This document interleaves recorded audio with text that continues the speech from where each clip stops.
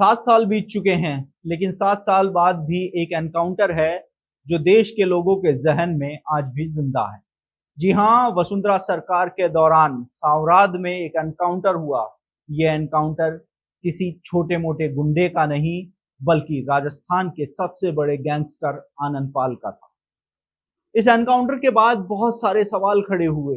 Scene को recreate किया गया, रिपोर्ट सौंपी गई कि किस तरीके से मुखबिर की सूचना पर आनंद पाल के ठिकाने का पता चला और उसके बाद बड़ी फोर्स सावराद पहुंची और एक बड़े संघर्ष के बाद आनंद पाल को ढेर कर दिया गया। लगातार ये सवाल उठ रहे थे कि आखिरकार ऐसा क्या हुआ कि रातों रात आनंद पाल का एनकाउंटर किया गया। अमावस की रात थी, शीशे में देखकर आनंद पाल को गोली मारने की बात कही गई, लेकिन ये बात किसी के गले नहीं उतरी। लेकिन अब 7 साल बाद अचानक क्या हुआ है कि एक बार फिर से आनंद पाल का एनकाउंटर काफी सुर्खियों में है, क्योंकि जोधपुर सीबीआई कोर्ट ने इस मामले में क्लोजर रिपोर्ट को खारिज कर दिया है और एनकाउंटर में शामिल पुलिस कर्मियों के खिलाफ हत्या के मामले में संज्ञान लिया। जी हां, आज इस मामले पर पूरी बात करेंगे। आखिर वो कौन से 5 बिंदु हैं जिनको लेकर जोधपुर सीबीआई कोर्ट ने बड़े सवाल खड़े किए हैं। आपको बता दें कि राजस्थान के गैंगस्टर आनंद पाल एनकाउंटर से जुड़े मामले में जोधपुर हाईकोर्ट की सीबीआई कोर्ट ने बड़ा फैसला दिया है। 7 साल बाद एक बार फिर से ये मामला सुर्खियों में आ गया है। जोधपुर कोर्ट ने पुलिस अधिकारियों के खिलाफ पर संज्ञान लेते हुए उन्हें आईपीसी की धारा 302 में दोषी माना है। इसके साथ ही इस मामले की फिर से जांच शुरू होगी।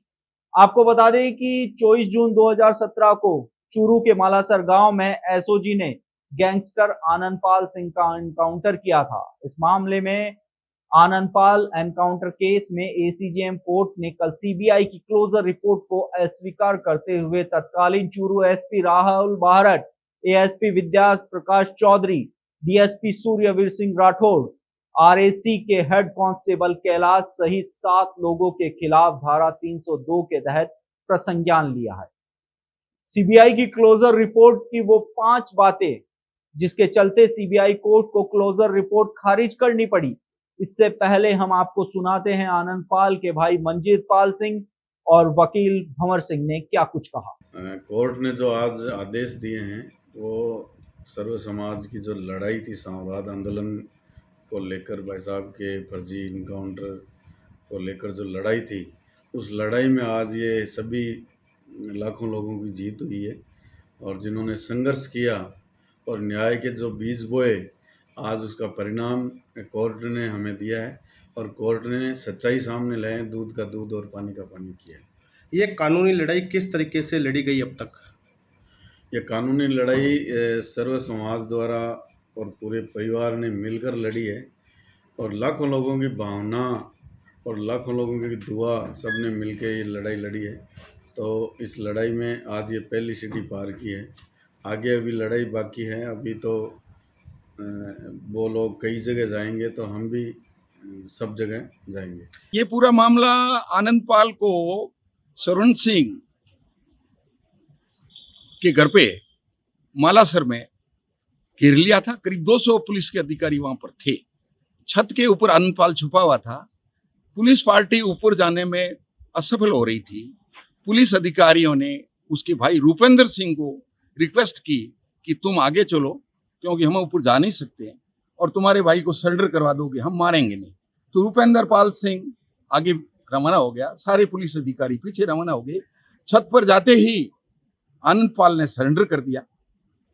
तुरंत पुलिस अधिकारियों ने उसको पटक करके पिटाई की और उसके बाद में कैलाश, सूर्यवीर सिंह और विद्या प्रकाश ने सबसे पहले गोली मारी और उसकी हत्या कर दी और झूठा क्लोजर रिपोर्ट पेश किया, जो हमने चैलेंज किया है। उसके ऊपर बयानों के आधार पर प्रसंज्ञान लेके पुलिस को 302 के आरोपी बनाया।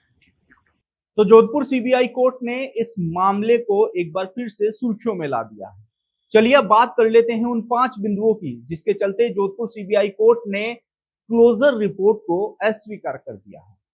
सबसे पहली और बड़ी बात आती है कि किसी भी गवाह ने तत्कालीन सीईओ कुचामन विद्या प्रकाश के सीडीओ पर नहीं होना बताया है, जबकि विद्या प्रकाश की गोली के खोल छत पर मिले थे। दूसरी सबसे बड़ी बात यहाँ पर यह देखने वाली है कि पुलिस ने शीशे में देखकर आनंदपाल को सीढ़ी से गोली मारना बताया, जबकि रिपोर्ट में गोली लगने के बाद सामने से सीढ़ियों पर मृत अवस्था में गिरना भी बताया गया है। ये भी कहीं ना कहीं इस एनकाउंटर पर बड़े सवाल खड़े करती है। तीसरी और अहम बात कि कमांडो सोहन सिंह ने आनंदपाल को सीढ़ियों के सामने से आते हुए बस्ट फायर करना बताया, जबकि 7 फरवरी 2018 को सीबीआई में दिए गए 161 बयानों में परिवर्तित कर बताया कि आनंदपाल द्वारा किए गए बस्ट फायर की गोली दीवार से टकराकर उसकी पीठ पर लगी थी। कोर्ट ने माना कि आमने सामने फायर में पीछे दीवार से टकराकर गोली लगना संभव नहीं है। ऐसे में सामने से AK-47 से बस्ट फायर से सीढ़ियों में खड़े अन्य पुलिसकर्मी को गोली लगना संभव नहीं था और सीढ़ियों पर गोलियों के निशान भी होते। चौथा और महत्वपूर्ण बिंदु यहाँ पर कोर्ट ने माना है कि पुलिस ने रिपोर्ट में बताया थी कि आनंदपाल के हाथों में AK-47 थी। ऐसे में संघर्ष के दौरान आनंदपाल के छत पर जाना संभव नहीं था, जबकि पुलिस द्वारा फायर किए गए गोली के खोल छत पर मिले थे। ऐसे में इस कहानी को संदेहास्पद माना गया है। इसके साथ ही पोस्टमार्टम रिपोर्ट के अनुसार आनंदपाल के शरीर पर टैटूइंग पाई गई है। शरीर के करीब 2 से 6 फुट की दूरी से फायर करने पर ये जो टैटूइंग है ये बनती है। कोर्ट ने माना कि आनंदपाल को गोली मारकर हत्या करना आवश्यक नहीं था, न ही ये कृत्य लोक सेवक दायित्व के तहत माना जा सकता है। इन सभी तथ्यों के आधार पर कोर्ट ने इन सभी एनकाउंटर पर सवाल उठाते हुए 7 पुलिसकर्मियों पर हत्या का केस चलाने का आदेश दिया है। अब एक बार फिर से इस मामले ने सुर्खियां बटोर ली है।